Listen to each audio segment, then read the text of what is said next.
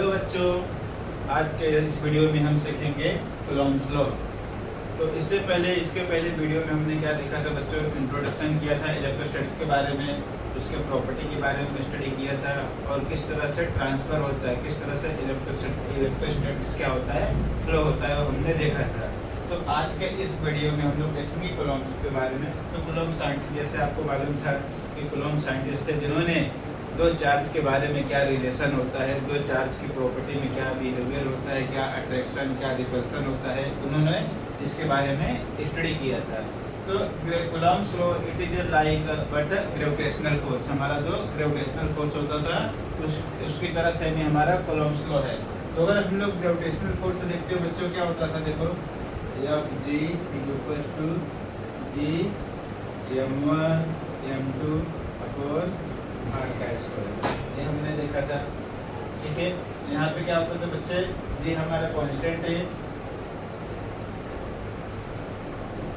Constant है हमारा जी। ठीक है, m1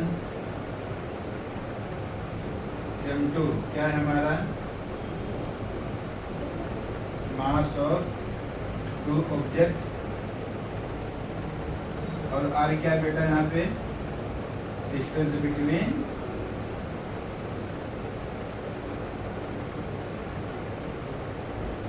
टू ऑब्जेक्ट। ये हमने ग्रेविटेशनल फोर्स के बारे में, ग्रेविटेशनल फोर्स में हमने पढ़ा था कि ग्रेविटेशनल फोर्स क्या होता है बच्चों, capital G m1 m2 upon R का स्क्वायर। तो ये क्या होता है, universal constant m1 m2, mass of the two object. मतलब यहाँ पे मास दोनों ऑब्जेक्ट का सेम हो सकता है, डिफरेंस हो सकता है। तो जो भी फोर्स होगा वो इनके मास के ऊपर डिपेंड होगा। अगर इसका मास ज़्यादा है, मतलब दोनों का मास ज़्यादा है तो भी फोर्स ज़्यादा, दोनों का मास कम होगा तो भी फोर्स ज़्यादा। बट इनवर्सली प्रोपोर्शनल किसको होता है, आर का स्क्वायर। मतलब जितना अगर आर कम होगा जब ज़्यादा, तो ये दोनों का मास के बीच में अगर डिस्टेंस ज़्यादा होगा तो उतना ही फोर्स क्या होगा, कम। अगर ये दोनों मास के बीच में डिस्टेंस कम होगा तो फोर्स क्या होगा, ज़्यादा। तो सिमिलरली कूलॉम सर ने भी दो चार्ज के बारे में स्टडी किया और उन्होंने क्या पाया, इसको रफ कर देता हूँ। उन्होंने क्या पाया, फोर्स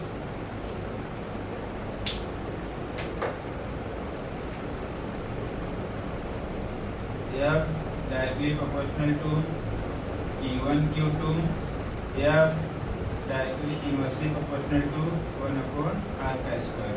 ठीक है, उन्होंने स्टडी किया और एक चीज उन्होंने और पाया, या फिर डायरेक्टली प्रोपोर्शनल टू के। ठीक है, तो के बारे में हम लोग पढ़ेंगे क्या होता है। तो यहाँ पे उन्होंने दो चार्ज के बारे में स्टडी किया और उन्होंने आइडेंटिफाई किया कि फोर्स क्या होता है, directly proportional to Q1 Q2, force inversely proportional to 1 upon R का square, and force equal to क्या होता है के। तो इसके बारे में अभी हम लोग पढ़ेंगे। तो इसी को हम लोग क्या लिख सकते हैं, फोर्स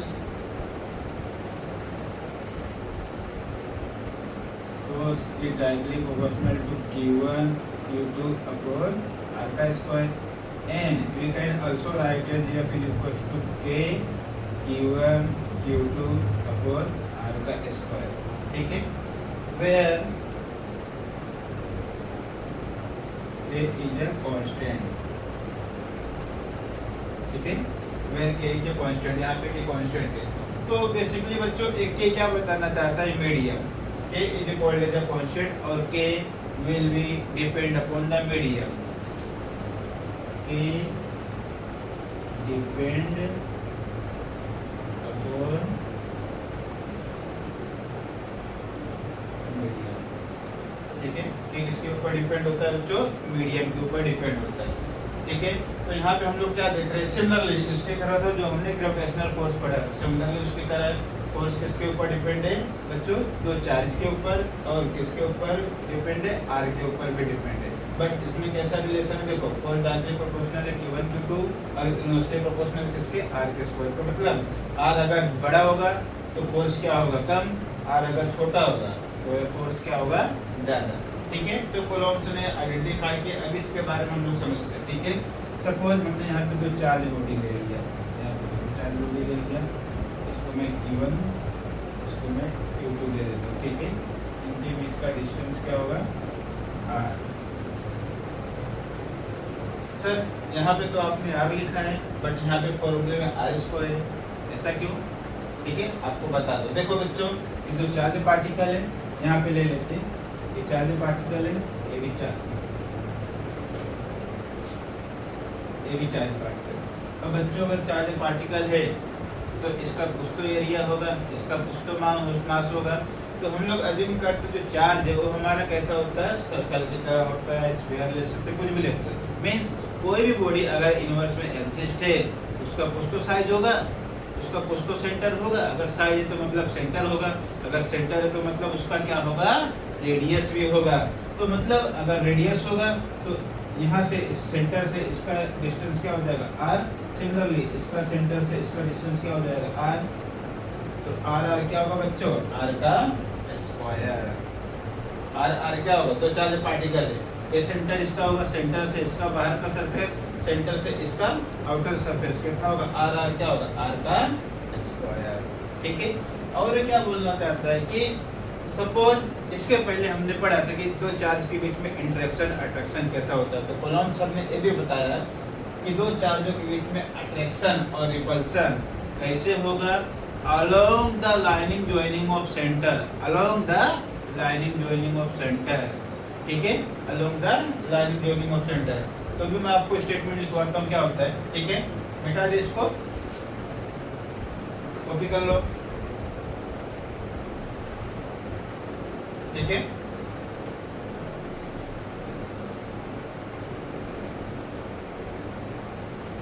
तो what is the statement,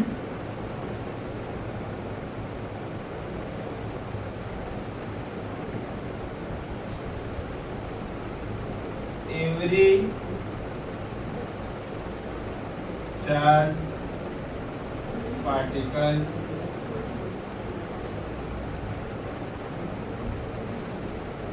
attract with other charged particle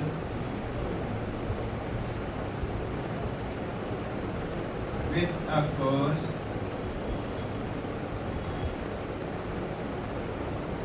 directly proportional to product of their masses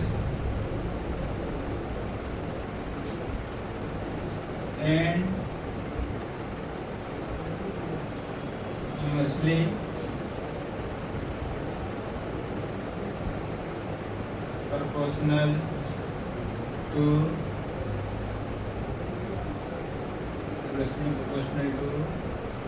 square of distance between them। ठीक है, उन्होंने ये स्टेटमेंट बनाया, every charge particle attract with the other charge particle with a force directly proportional to product of their masses and inversely proportional to square of distance between them along line joining of center of masses। ठीक है, ये उनका statement है। Every charge particle attract with the other charge particle with a force directly proportional to product of their masses and inversely proportional to square of distance between them along the lining joining of centre of the masses. ठीक है, तो centre of masses या हम लोग point भी बोल सकते हैं। ठीक है, ठीक है, क्या सारे कुछ समझ में नहीं आ रहा। ठीक है, समझते अभी क्या बोलना चाह रहे, क्या बोलना चाह रहे कॉलम से। यहाँ पे मैंने चार्ज पार्टिकल ले लिया Q1, यहाँ पे मैंने चार्ज पार्टिकल Q2 ले लिया। ठीक है, ये हमारे जो चार्ज पार्टिकल हो गए, इनके बीच का रेडियस r हो गया।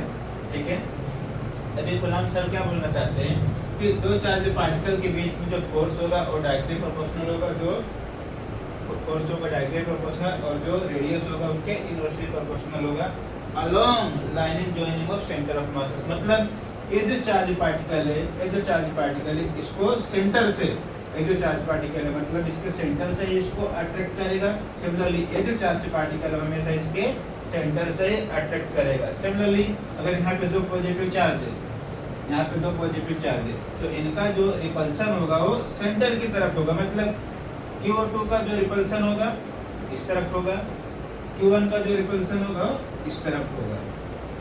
समझ में आ रहा है?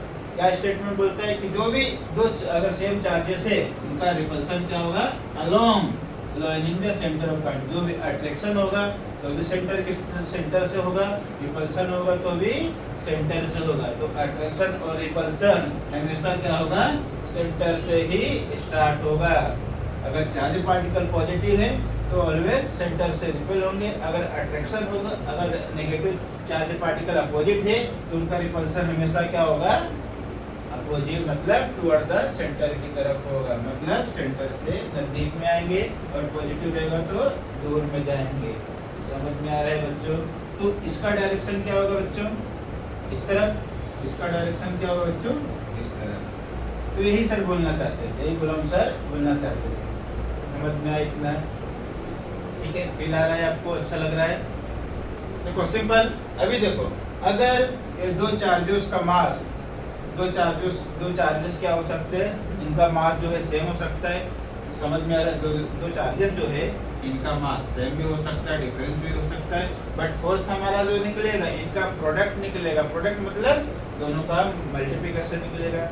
यही तो बोल रहे sir, directly proportional to product of their masses, directly proportional to product of their masses. यहाँ पे हम लोग चार्ज लिख सकते हैं, ठीक है, थोड़ा चेंज कर लेना, मास भी लिख सकते हैं, चार्ज भी लिख सकते हैं।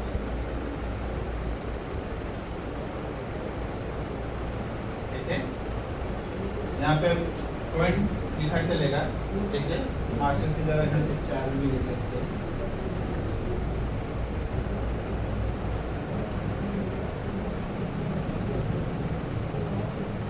समझ में आ रहा है? तो ये है हमारे कॉलम सर का स्टेटमेंट। तो अगर इनके बीच का रेडियस ज्यादा होगा बच्चों तो फोर्स क्या होगा, कम। रिलेशन हमने देखा, क्या रिलेशन देखा, F is equal to K Q1 Q2 upon R का स्क्वायर। ठीक है, ये हमने देखा। तो अगर इनके बीच का डिस्टेंस वेरी होगा तो फोर्स का प्रोडक्शन क्या होगा, कम होगा। अगर इनके बीच का डिस्टेंस कम होगा तो फोर्स क्या होगा, ज़्यादा होगा।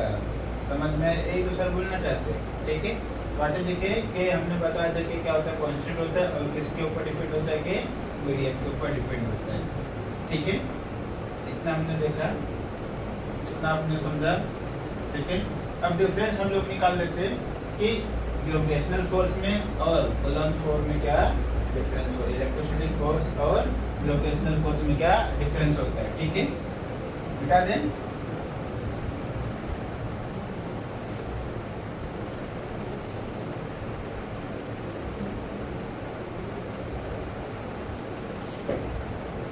यहाँ पे हमने ले लिया Fg, यहाँ पे हमने ले लिया Fe।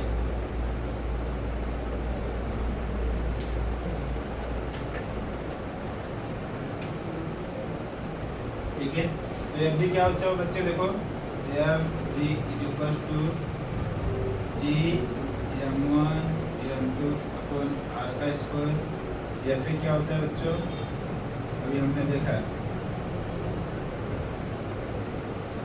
K Q1 Q2 upon R का स्क्वायर। ठीक है, हमने देखा। अभी बच्चे ये दोनों में डिफरेंस क्या होता है, ये जो फोर्स होता है हमेशा क्या होता है, वो अट्रैक्टिव। क्या होता है बच्चे, अट्रैक्टिव। ठीक है, ये फोर्स क्या होता है बच्चे, अट्रैक्टिव एंड रिपल्सिव। ठीक है,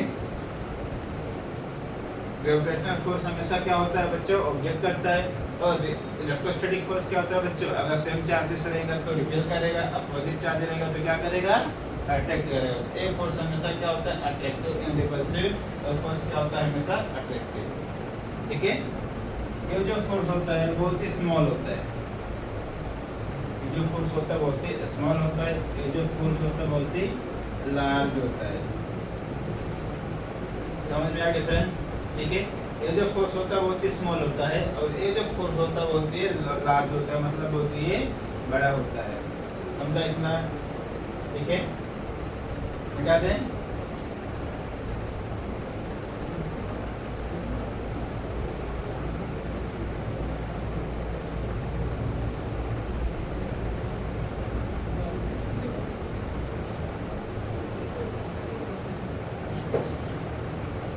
समझ में आया? तो बच्चा जो हमारा ग्रेविटेशनल फोर्स होता है वो अट्रैक्टिव होता है, जो हमारा इलेक्ट्रोस्टैटिक फोर्स होता है वो क्या होता है? Attractive as well as repulsive, plus small force होता है और क्या होता है? हमारा लार्ज फोर्स होता है। ठीक है, अभी हम पढ़ेंगे इसके बेस पे भी हम प्रॉब्लम करेंगे। ठीक है, तो आपको समझ में आएगा किस तरह का प्रॉब्लम करते हैं।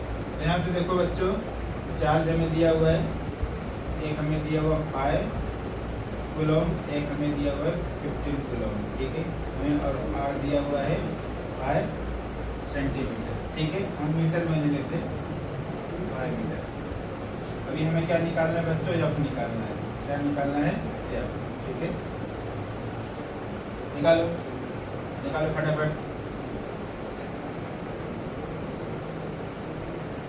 ठीक है, निकाले? ठीक है, करते चलो। क्या होता है फॉर्मूला बच्चों इलेक्ट्रोस्टैटिक फोर्स का?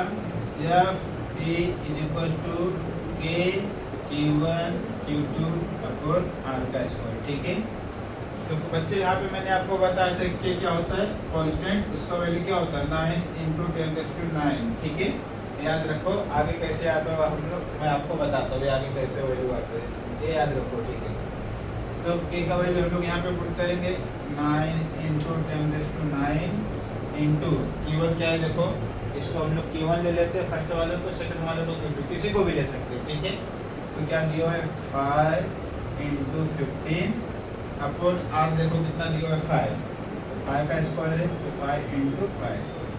ठीक है, अब क्या होगा 9 × 10⁹।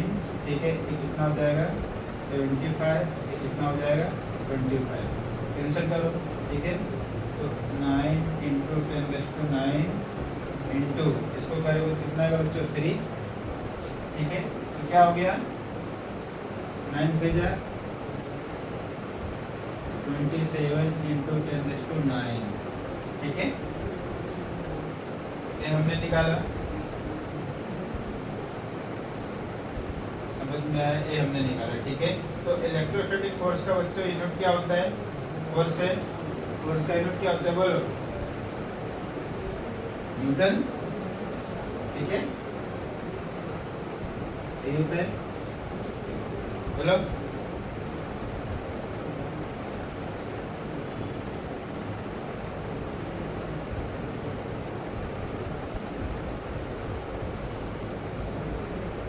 इलेक्ट्रोस्टैटिक फोर्स हम लोग निकाल रहे हैं बच्चों, तो फोर्स का यूनिट क्या होगा बोलो? Coulomb newton metre square. ठीक है, ये हमारा क्या हो गया बच्चों? यूनिट हो गया। समझ में आया? ठीक है, दूसरा करें। समझ में आया? ठीक है, हमने क्या लिया देखो Q1 Q2 के का वैल्यू क्या होता है? कांस्टेंट। ये हम लोग आगे के लेक्चर में देखेंगे कि कैसा होता है, के का वैल्यू कहाँ से आया। ठीक है, तो Q1 Q2 का वैल्यू हमने पुट कर दिया और हम सोल्व करेंगे तो फाइनली हमें क्या मिलेगा 27 × 10⁹ कूलम न्यूटन मीटर स्क्वायर। ठीक है, फिर हो रहा है, एक और एग्जांपल लेते हैं। ठीक है, Q1 कितना दिया हुआ है बच्चों? यहाँ ले लेते हैं हम लोग 7, Q2 कितना दिया हुआ है 5। ठीक है, यहाँ पे हम लोग ले लेते हैं माइक्रो कूलम। ठीक है, माइक्रो कूलम ले लेते हैं और हमें कितना दिया हुआ है 5 सेंटीमीटर, ये हम लोग ले लेते हैं। ठीक है, 5 सेंटीमीटर हम लोग ले लेते हैं। अभी हमें क्या निकालना है? एफ निकालना है। ठीक है, तो एफ निकालने का फॉर्मूला क्या है? के Q1 Q2 अपॉन आर का स्क्वायर। ठीक है,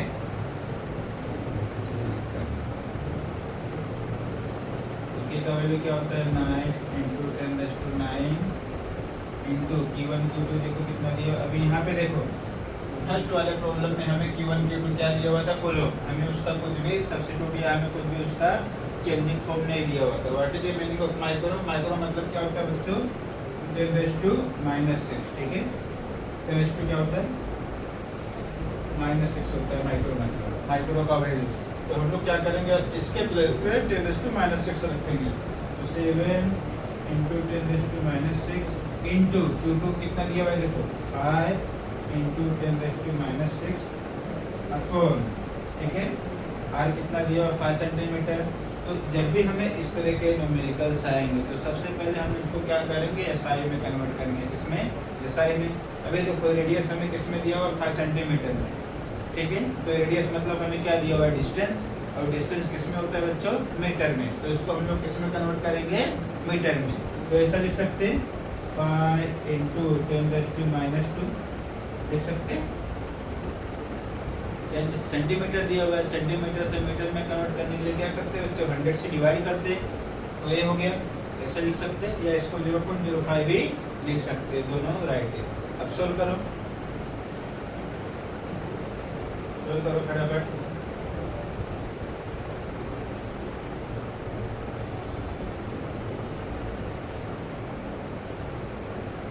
इसका क्या हो जाएगा? स्क्वायर, ठीक है।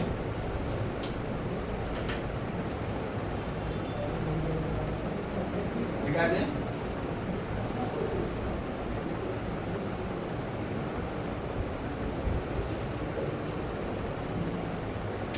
तो क्या होगा बच्चे देखो, 9 × 10⁻9 इंटू 7 फायदा कितना होगा? 35 इंटू ये क्या होगा बच्चे देखो 10⁻12, ठीक है। 6 नीचे क्या है बच्चों देखो 5 का इसको देखो पूरा होल स्क्वायर है, तो 5 का 25 इंटू ये क्या हो जाएगा 10⁻⁴, ठीक है। अब ये ऊपर जाएगा, इसको हम लोग इसे रखते हैं, इसको कुछ करेंगे नहीं, ठीक है। इसको काट देंगे, कितना हो जाएगा बोलो? 7/5 इंटू ये ऊपर जाएगा तो क्या हो जाएगा प्लस, और प्लस माइनस माइनस नहीं समझे करके दे 10⁻12 ये ऊपर जाएगा तो क्या हो जाएगा 10⁻+4, ठीक है। ये मिल गया हमें, इतना समझे,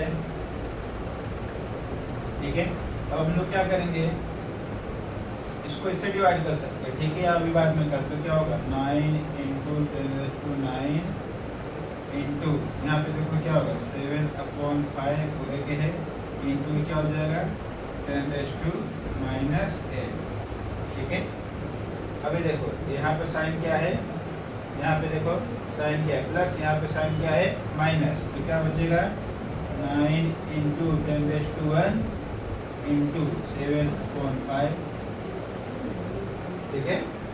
समझ में आया, ठीक है। अब इसको डिवाइड करो, जो वैल्यू आएगा इसके साथ मल्टीप्लाई करो, ठीक है। तो डिवाइड करने में कितना आएगा देखो 5/7 कितना आएगा 5 × 1 = 5 2 0 0, तो कितना आ गया देखो 9 × 10⁻1 इंटू 1.04, ठीक है। 9 का इसमें मल्टीप्लाई कर दो, कितना आएगा 6 3 9 × 10⁻1, ठीक है। इसी को हम लोग क्या लिख सकते हैं बच्चों, क्या लिख सकते हैं बोलो? ऐसा लिख सकते हैं हम लोग, ऐसा लिख सकते हैं। देखो यहाँ पर 10 है, 10 का मल्टीप्लाई करेंगे तो क्या होगा, एक डेसिमल राइट साइड में शिफ्ट हो जाएगा, तो 93 पॉइंट क्या हो जाएगा 6। समझ में आया? तो फोर्स कितना आया बच्चों, फोर्स कितना आया F = 93.6, ठीक है, कूलॉम न्यूटन मीटर स्क्वायर। समझ में आया? इसी को ऊपर भी लिख ले जाकर हम लोग कूलॉम न्यूटन पर मीटर -2 ऐसा भी लिख सकते हैं, ठीक है। उनका इतना हटा दें।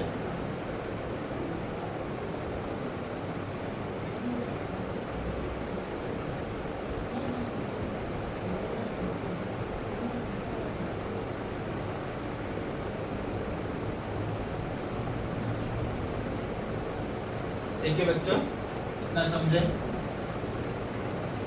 तो नेक्स्ट टॉपिक है हमारा परमिटिविटी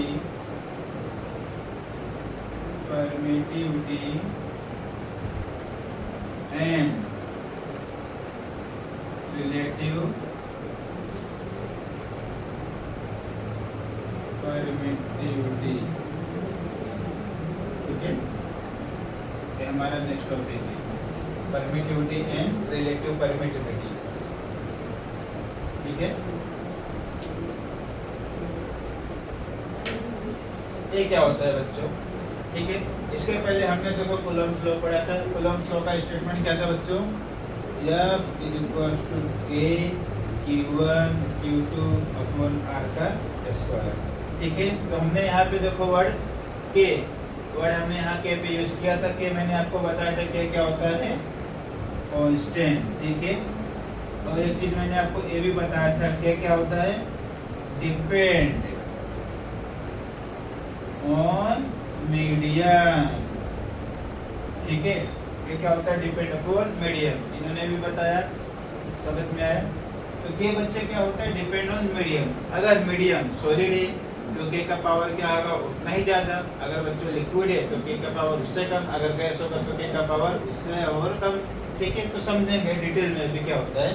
तो यहाँ पे हम लोग क्या करते हैं बच्चों? दो चार्जेस ले लेते हैं। क्या करते हैं? दो चार्जेस हमने ले लिया। एक चार्ज हम लोग ले लेते हैं फ्री स्पेस में, एक चार्जेस हम लोग ले लेते हैं मीडियम के लिए। ठीक है, यहाँ पे हम लोग दो फोर्स ले रहे हैं, एक चार्ज हम लोग ले रहे हैं फ्री स्पेस के लिए, एक चार्ज हम लोग ले रहे हैं मीडियम के लिए। ठीक है,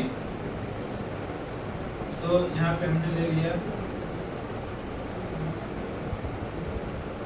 F1। ठीक है,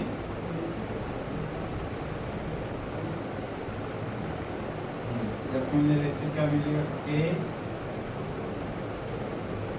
Q1 Q2 अपॉन R का स्क्वायर। एक हम लोग दूसरा ले लेते force K Q1 Q2 R का स्क्वायर। ठीक है, तो यहाँ पे बच्चों कूलम्ब्स ने ये भी बताया कि K का वैल्यू क्या होता है। K का वैल्यू क्या होता है? K is equal to 1 upon 4 pi epsilon. ठीक है, उन्होंने यहाँ ये भी बताया K का वैल्यू क्या होता है? इतना होता है। ठीक है, नोट डाउन करो, तब तक मैं पिला दूं मार्कर को।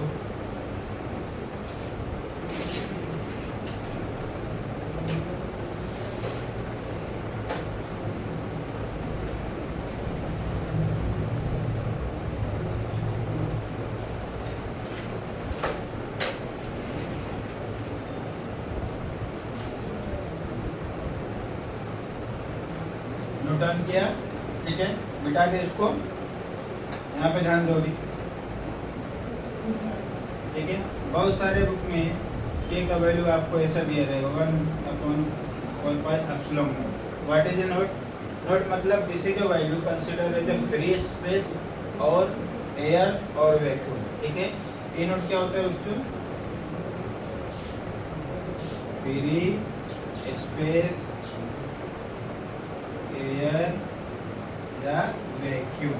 ठीक है, तो ए नोट का मतलब जो होता है बच्चों, ए नोट को जो हम लोग है उसको फ्री स्पेस में यूज करते हैं, एयर में यूज करते हैं, वैक्यूम में यूज करते हैं। ठीक है, तो उसका वैल्यू क्या होता है बच्चों? मालूम है 8.85 इंटू 10⁻² होता है। ठीक है, इसका वैल्यू। ठीक है, यूनिट अभी हम लोग नहीं लिख रहे, सिर्फ समझो। जो ए है मतलब ये जो मीडियम है, this is called as air medium. A medium को हम लोग क्या बोलते हैं बच्चों? Air medium. तो एयर मीडियम का जो वैल्यू है बच्चों 8.85 इंटू 10⁻² होता है। ठीक है, एयर मीडियम का वैल्यू। तो परमिट मतलब क्या करना? परमिट मतलब क्या होता है और परमिट मतलब क्या होता है वो देखेंगे।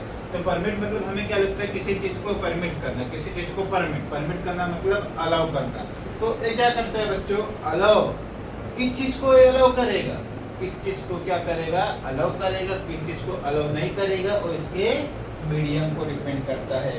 तो नाम से तो लग रहा है परमिट करेगा, बट इसका जो काम है बच्चों उल्टा है। क्या करता है?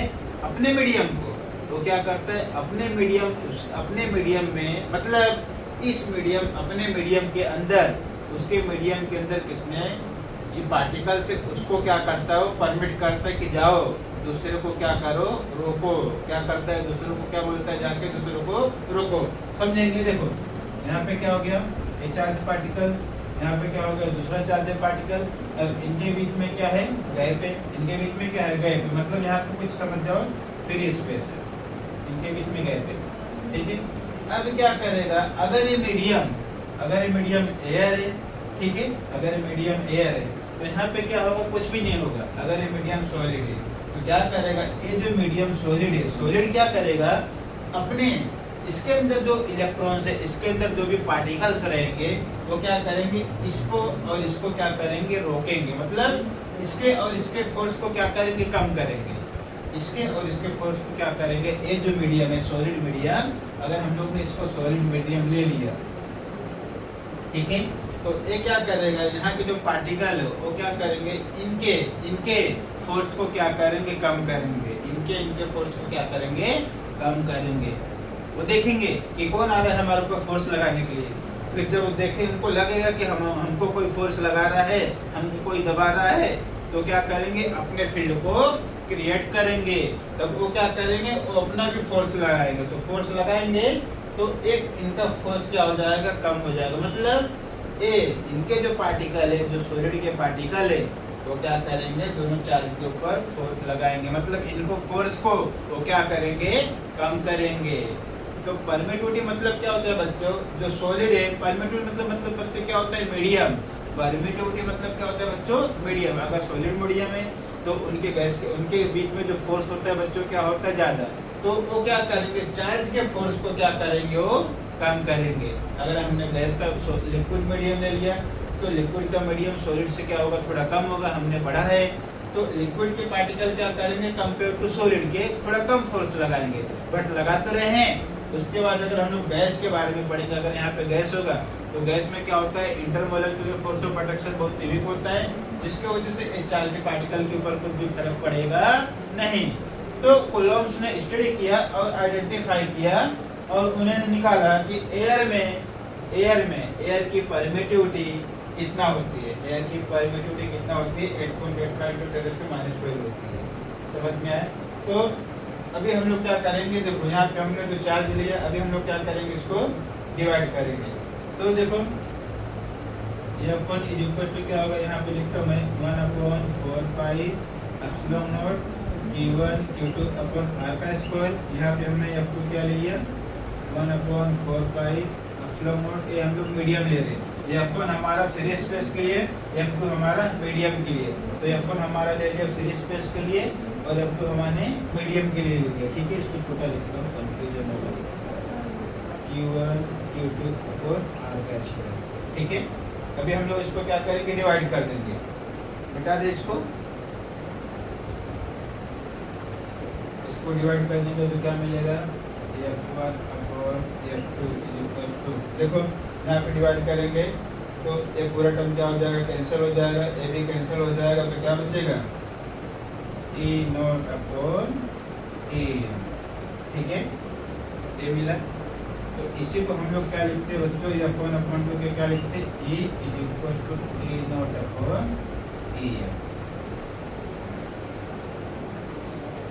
समझ में आ रहा है, समझ में आया कि नहीं। तो this is called as a relative permeability. This is called as a relative permittivity. मतलब क्या हो गया, अभी देखो हमें यहाँ पे क्या है, एयर का मीडियम मालूम है। हमें क्या है, एयर का जो भी मीडियम होता है उसका वैल्यू हमें मालूम है। तो अगर हमें किसी तरह से इसका वैल्यू मालूम चल जाए, इसका वैल्यू मालूम चल जाए, तो हम लोग क्या कर सकते हैं, निकाल सकते हैं। ठीक है, यहाँ पे ध्यान दो। अगर सपोज करो यहाँ पे हमने ले लिया सॉलिड का मीडियम ले लिया, या हमने कुछ अलग वाटर का मीडियम ले लिया। ठीक है, सॉलिड लिक्विड गैस जो हमने पढ़ा, सॉलिड का मीडियम ले लिया, लिक्विड का ले लिया, हम लोग इसका भी ले लिया। ठीक है, तो हमें इजीली मालूम चल जाएगा। समझ में आ रहा है। तो इसका वैल्यू हमें मालूम है। ठीक है, अगर हमें किसी तरह मालूम चल जाए, सपोज E0 EM का वैल्यू कुछ हमें 81 82 कुछ भी दिया हुआ है, हमने ले लिया 50 ले लिया। ठीक है, अब अगर तो E क्या होगा, 8.85 × 10⁻12/50। ठीक है, तो इसका मतलब क्या होगा, अगर हम लोग 50 को डिवाइड करेंगे तो इसका मतलब क्या हुआ, जो भी हमारा वैल्यू होगा, देखो यहाँ पे इसको ऐसा मैं लिख सकता हूँ क्या, E इंटू 50 E नोट लिख सकता हूँ ऐसा। इसका मतलब क्या हो गया, फ्री स्पेस का जो वैल्यू है वो मीडियम से क्या होगा, 50 गुना ज़्यादा होगा। नहीं समझ में आया? समझ में आया कि नहीं बोलो? ठीक है, इसका मतलब क्या हो गया, जो भी हमारा फ्री ई नोट मतलब हमारा फ्री स्पेस का वैल्यू, तो फ्री स्पेस का जो वैल्यू होगा वो मीडियम के 50 गुना क्या होगा, ज़्यादा होगा। इसी प्रकार अगर हमने मीडियम मतलब लिक्विड हो सकता है, सॉलिड हो सकता है, गैस, तो अगर हमें किसी तरह मीडियम का वैल्यू पता चल जाए, ठीक है, मीडियम का हमें इस रिलेटिव परमिटिविटी का वैल्यू पता चल जाए, तो हम निकाल सकते हैं कि रिलेटिव परमिटिविटी जो है वो 50 गुना इसके क्या होगा, ज़्यादा होगा। मतलब 50 गुना फ्री स्पेस का क्या होगा, ज़्यादा होगा। समझ में आ रहा है बच्चों? समझ में आया कि नहीं? तो इसका मतलब क्या हुआ, E50 E नोट मतलब क्या होगा इसका बच्चों, AM ग्रेटर देन क्या होगा, E नोट मतलब रिलेटिव परमिटिविटी जो होगा वो मीडियम का क्या होगा, ज़्यादा होगा, और फ्री स्पेस का क्या होगा, कम होगा। मतलब अगर मैं किसी चार्ज पार्टिकल को किसी मीडियम में डाल दिया, ऐसे ऐसे रख कर ऐसे हिला के मैंने किसी मीडियम में डाल दिया, सॉलिड मीडियम में डाल दिया, तो मैं क्या देख रहा हूँ, जो सॉलिड के पार्टिकल्स होंगे वो दोनों चार्ज पार्टिकल को फोर्स को क्या करेंगे, वो वीक करेंगे। वो दोनों चार्ज पार्टिकल को फोर्स को क्या करेंगे, वो अलाउ नहीं करेंगे, उसको परमिट करेंगे। मतलब वो मीडियम, जिस मीडियम में मैंने चार्ज पार्टिकल को डाला है, वो मीडियम क्या करेंगे, वो परमिट करेंगे अपने चार्ज पार्टिकल को कि जाओ इन दोनों चार्ज पार्टिकल को फोर्स को क्या करो, वीक करो। चार्ज पार्टिकल के फोर्स को क्या करो, वीक करो। तो जैसा जितना सॉलिड मीडियम होगा तो उसका परमिटिविटी क्या होगा, ज़्यादा होगा। लिक्विड लेंगे उसका परमिटिविटी भी क्या होगा, ज़्यादा होगा। गैस लेंगे तो गैस की परमिटिविटी तो हमें मालूम है इतना वैल्यू होता है। समझ में आया? इतना फील हो रहा है? समझ में आया?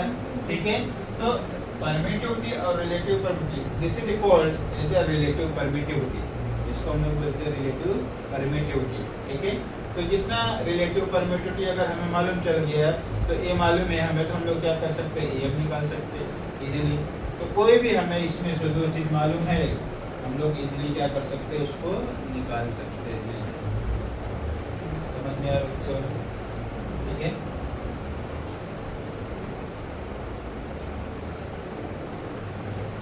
नोट डाउन करो।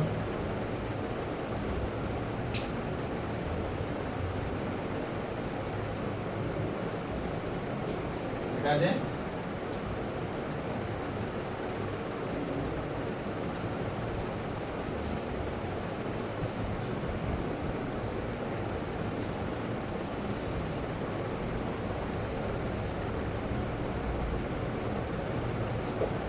नेक्स्ट कॉन्सेप्ट है बेटा अपना,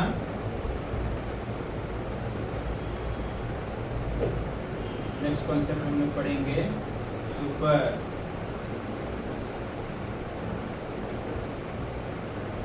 पोजिशन ऑफ चार्जेस। ठीक है, या हम लोग इसको बोल सकते हैं फोर्स। ठीक है, सुपर पोजिशन ऑफ चार्जेस या फोर्स। ठीक है, यहाँ पे हमने देखो चार्ज पार्टिकल ले लिया, तो सपोज किसी चार्ज पार्टिकल के ऊपर ऐसे ऐसे ऐसे, ठीक है, फोर्स एक्ट हो रहा है। इसके ऊपर ऐसे फोर्स एक्ट हो रहा है, इसको मैं नाम दे रहा हूँ F1, इसको नाम मैं दे रहा हूँ F2, इसको नाम मैं दे रहा हूँ F3। ठीक है, तो अभी ये तीनों चार्ज पार्टिकल इसके ऊपर क्या लगाएंगे, फोर्स लगाएंगे। ठीक है, इसके ऊपर क्या लगाएंगे, फोर्स लगाएंगे। तो क्या ये तीनों फोर्स जो होगा इस चार्ज पार्टिकल के ऊपर सेम होगा? हाँ, सेम होगा। तो total force is equal to क्या होगा, F is equal to F1 plus F2 plus F3। इसी को हम लोग बोलते हैं सुपर पोजिशन। इसी को क्या बोलते हैं हम लोग, सुपर पोजिशन। समझ में आ रहा है? तो अगर यहाँ पे N पार्टिकल होगा तो we can write as a dot dot dot F1। समझ में आ रहा है? ठीक है, अभी यहाँ पे देखो हमने तीन पार्टिकल ले लिया, यहाँ पे एक पार्टिकल ले, एक हमने चार्ज ले लिया। ठीक है, यहाँ पे Q1 Q2 Q3। तीन चार्ज पार्टिकल हमने ले लिए और यहाँ पे हमने चार्ज लिया। अब देखो ये जो चार्ज पार्टिकल है इसके ऊपर फोर्स लगाएगा, ये भी जो चार्ज पार्टिकल है इसके ऊपर फोर्स लगाएगा, ये भी जो चार्ज पार्टिकल है इसके ऊपर फोर्स लगाएगा। तो क्या मैं पूछना चाह रहा हूँ, तीनों चार्ज पार्टिकल का फोर्स क्या होगा? सेम होगा कि डिफरेंट होगा? सेम होगा सर, ठीक है। तो यहाँ पे देखो अगर ये चार्ज पार्टिकल इसके ऊपर फोर्स लगा रहा है, ये चार्ज पार्टिकल इसके ऊपर फोर्स लगा रहा है, तो इसके ऊपर क्या होना चाहिए? फोर्स ज्यादा लगना चाहिए। समझ में आ रहा है? जैसे भी मैंने एक लड़की को मारा और तुमको भी बोला मारने के लिए, तो उसको तो डबल लगेगा ना। समझ में आ रहा है? किसी चीज को मैं अगर 2 बार मारूं तो उसके ऊपर फोर्स क्या होगा? ज्यादा लगेगा, ठीक है। बट ऐसा नहीं, तो इनका जो फोर्स लगेगा इसके मतलब एक चार्ज आने की वजह से इस चार्ज का इफेक्ट इसके ऊपर कुछ भी प्रभाव पड़ेगा नहीं। मतलब ये चार्ज इसके ऊपर फोर्स लगा रहा है, ये चार्ज भी इसके ऊपर फोर्स लगा रहा है, तो इसके फोर्स लगाने की वजह से इस चार्ज के ऊपर, सेकंड चार्ज के ऊपर कुछ भी प्रभाव नहीं पड़ेगा। बट क्या पड़ेगा? उनके नेट फोर्स में। तो F net is equal to क्या होगा? F1 plus F2 plus F3 dot dot dot plus Fn। मतलब क्या होता है बच्चों कि ये चार्ज इसके ऊपर फोर्स लगा रहा है, ये चार्ज इसके ऊपर फोर्स लगा रहा है, ये भी चार्ज इसके ऊपर फोर्स लगा रहा है। तो ये चार्ज जब फोर्स लगाया तो ये फोर्स पहले लगाया था, ये फोर्स बाद में। तो इसके फोर्स लगाने की वजह से या दोनों साथ में फोर्स लगाएंगे, तो दोनों चार्ज साथ में लगाए चाहे अलग अलग लगाए, सेम टाइम पे या अपोजिट टाइम पे, तो इसके वजह से इस चार्ज के ऊपर कुछ भी इफेक्ट पड़ेगा नहीं। बट क्या इफेक्ट पड़ेगा? उनके नेट फोर्स पे इफेक्ट पड़ेगा। क्या पड़ेगा इफेक्ट? उनके नेट फोर्स पे इफेक्ट पड़ेगा। बट इंडिविजुअल दोनों चार्जेस के ऊपर कुछ भी इफेक्ट पड़ेगा नहीं, उनके नेट फोर्स के ऊपर फर्क पड़ेगा। समझ में आ रहा है बच्चों? समझ गए? ठीक है, बता दें।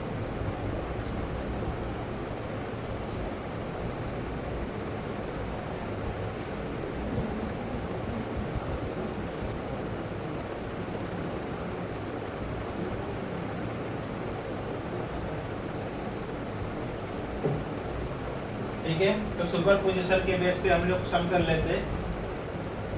यहाँ पे देखो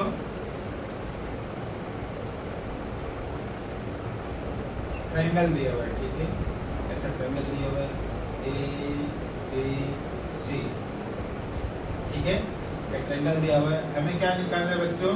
सी पे कितना फोर्स एक्ट हो रहा है वो निकालना है। हमें क्या निकालना है? Find the net force on C. C पे हमें नेट फोर्स निकालना है, ठीक है। अभी हमें मालूम है ट्रायंगल कैसा दिख रहा है? 90 डिग्री का दिख रहा है। राइट एंगल ट्रायंगल जो एंगल हमारा क्या हो जाएगा? 90, ठीक है। अभी हम लोग क्या करते हैं बच्चों? यहाँ पे Q1 Q2 Q3 हमारा क्या हो जाएगा? चार्ज हो जाएगा। समझ में आ रहा है? ठीक है, Q1 Q2 Q3 हमने चार्ज लिया। अभी हमें क्या निकालना है बच्चों? सी पे नेट फोर्स है कितना वो निकालना है। तो हम लोग क्या देख रहे हैं बच्चों? देखो सी पॉइंट पे देखो, एक तो ए से जा रहा है चार्ज और एक बी से जा रहा है चार्ज। तो इसके ऊपर क्या होगा? 2 फोर्स एक्ट होगा। मतलब सी पॉइंट पे एक इस तरफ से फोर्स एक्ट होगा, एक इस तरफ से फोर्स एक्ट होगा। समझ में आ रहा है? ठीक है, तो देखो अगर हम लोग सी की बात करें इसमें, तो दोनों अभी यहाँ पे देखो चार्ज हम लोग पॉजिटिव ले रहे हैं। तो सी पॉइंट पे अगर हम लोग बी की बात करते हैं तो बी वाला क्या करेगा? इसको इस डायरेक्शन में रिपेल करेगा। इसके बाद अगर हम लोग ए वाले की बात करते हैं तो ए क्या करेगा? इसको ए डायरेक्शन पे रिपेल करेगा। समझ में आ रहा है? ठीक है, नेगेटिव लेंगे तो क्या होगा बच्चों? अट्रैक्ट करेगा। पॉजिटिव ले रहे हैं तो क्या होगा? मतलब ये चार्ज इसको क्या करेगा? इस तरफ रिपेल कर रहा है, ये चार्ज इसको क्या कर रहा है? इस तरफ रिपेल कर रहा है। समझ में आया? तो हमें क्या निकालना है? सी पे नेट फोर्स कितना होगा, ठीक है। तो सबसे पहले हम लोग क्या निकालेंगे? फोर्स निकालेंगे दोनों चीज पे। तो force on C due to A, ठीक है। हम लोग क्या निकालेंगे? Force on C due to A की वजह से सी पे कितना फोर्स हो रहा है वो हम लोग निकालेंगे। तो force A dot C is equal to क्या होगा? K Q1 Q2 upon R का स्क्वायर, ठीक है। तो क्या लिखते नहीं बच्चों के बाद में, ये तो कांस्टेंट वैल्यू बाद में करते हैं, ठीक है। ये हो गया हमारा, समझ में आया। Q1 सॉरी Q1 और क्या है यहाँ पे Q3 है, ठीक है, ये निकाल दिया। Similarly force on QB on C, तो क्या हो जाएगा बच्चों, force due to B into C क्या हो जाएगा, Q2 Q3 upon are Q. समझ में आ रहा है, बोलो समझ में आया कि नहीं। तो यहाँ पे देखो बच्चों, अभी हमें क्या निकालना है, नेट फोर्स। क्या निकालना है, नेट फोर्स। तो नेट फोर्स का आपको फॉर्मूला मालूम रहेगा, या हमने वेक्टर सीरीज में अपने दो वेक्टर के बीच में एंगल क्या बनता है, उनके बीच में नेट फोर्स क्या होता है, वो आपने देखा रहेगा। तो नेट फोर्स का फॉर्मूला क्या होता है बच्चों, F नेट इक्वल्स टू, ये देखो फॉर्मूला, A1 का स्क्वायर प्लस A2 का square plus 2A1 A2 cos theta, ठीक है। ये आपने फॉर्मूला देखा हुआ है वेक्टर का। तो यहाँ पे क्या है बच्चों, A1 A2 नहीं, यहाँ पे क्या है, AB है, यहाँ पे दो फोर्स है, तो क्या हो जाएगा, ठीक है, F AC का स्क्वायर प्लस F BC का स्क्वायर प्लस क्या होगा 2F AC into F BC cos theta, ठीक है।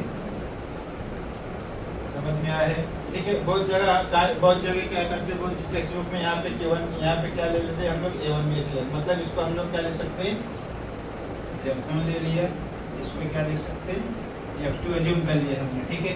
इतना बड़ा लिखने से हम लोग क्या कर सकते हैं, F1 F2 भी लिख सकते हैं। समझ में आया, इसको मैंने F1 ले लिया, इसको मैंने F2 ले लिया, तो F1 F2 F1 F2 क्या हो जाएगा, cos थीटा ये लिख सकते हैं हम लोग, ठीक है। ये भी लिख सकते हैं, कुछ प्रॉब्लम नहीं। या बहुत सारे टेक्स्ट बुक में यहाँ पे चार्जेस को क्या ले लेते हैं हम लोग, सेम ले सकते हैं। चार्जेस को क्या ले सकते हैं हम लोग, सेम ले सकते हैं। और बहुत सारे टेक्स्ट बुक में चार्जेस का यहाँ पे वैल्यू दिया रहता है, ठीक है, तो आराम से निकाल सकते हैं।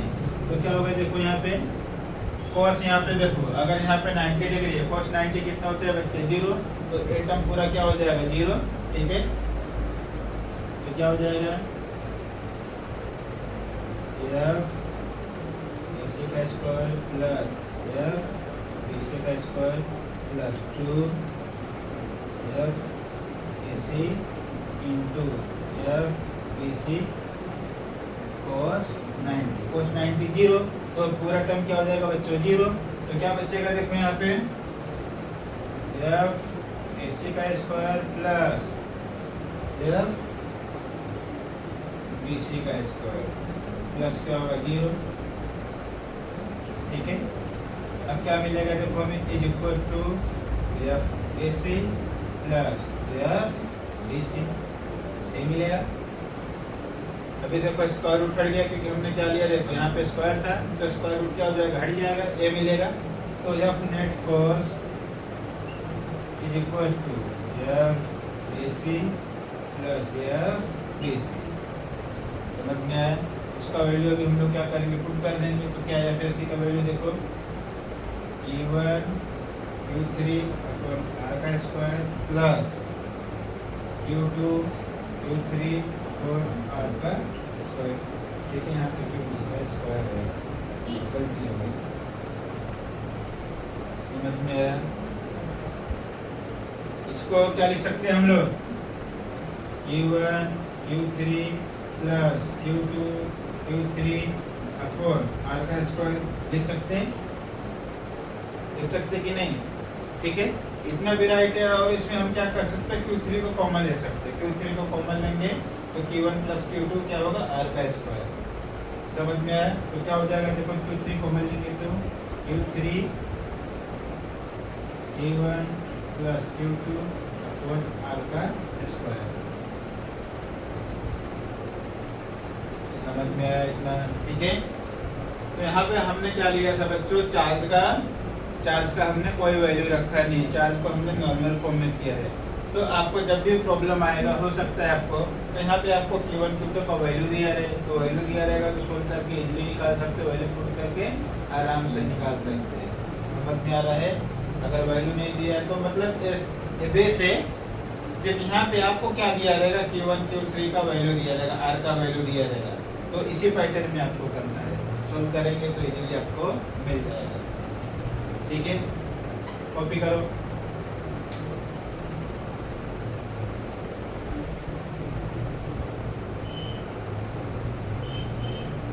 क्या दें?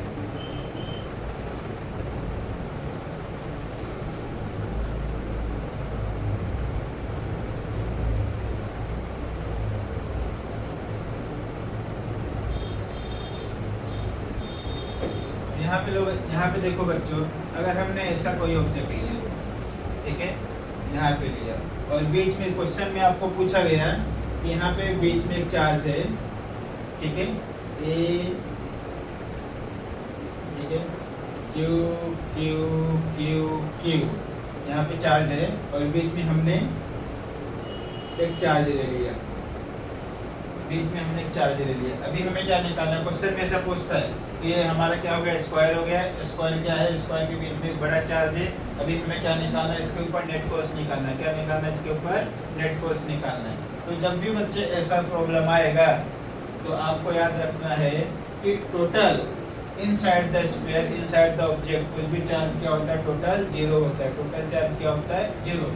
अब देखो कैसे, यहाँ पे देखो, ये जो चार्ज है इस तरफ फोर्स लगाएगा, ठीक है, सिमिलरली ये जो चार्ज है इस तरफ फोर्स लगाएगा। मतलब देखो, ये इस तरफ फोर्स लगा रहे हैं, ये वाला इस तरफ फोर्स लगा रहे हैं, मतलब दोनों क्या कर रहे हैं? एक दूसरे को रिपेल कर रहे हैं। सिमिलरली देखो, ये वाला इसको इस तरफ फोर्स लगाएगा, ये वाला इसको इस तरफ फोर्स लगाएगा, ठीक है, दोनों अपोजिट, दोनों सेम चार्जेस है, तो एक दूसरे को क्या करेंगे? रिपेल करेंगे। तो यहाँ पर देख रहे हैं, इधर भेज रहा है तो इधर भेज रहा है, तो फोर्स क्या हो जाएगा? कैंसल। मतलब ये इसके थ्रू कैंसिल, ये इसके थ्रू कैंसिल।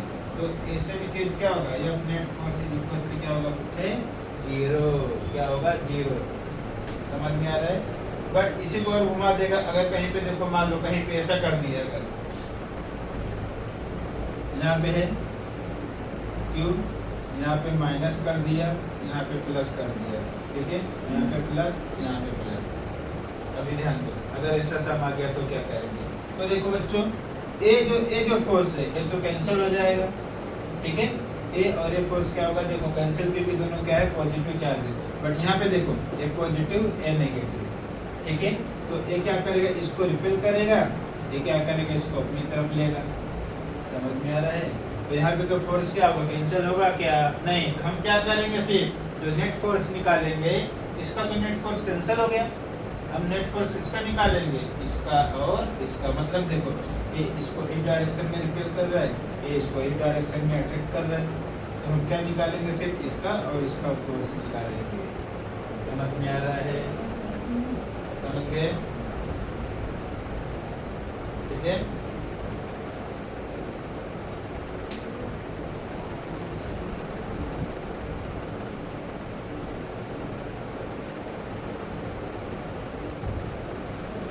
याद है?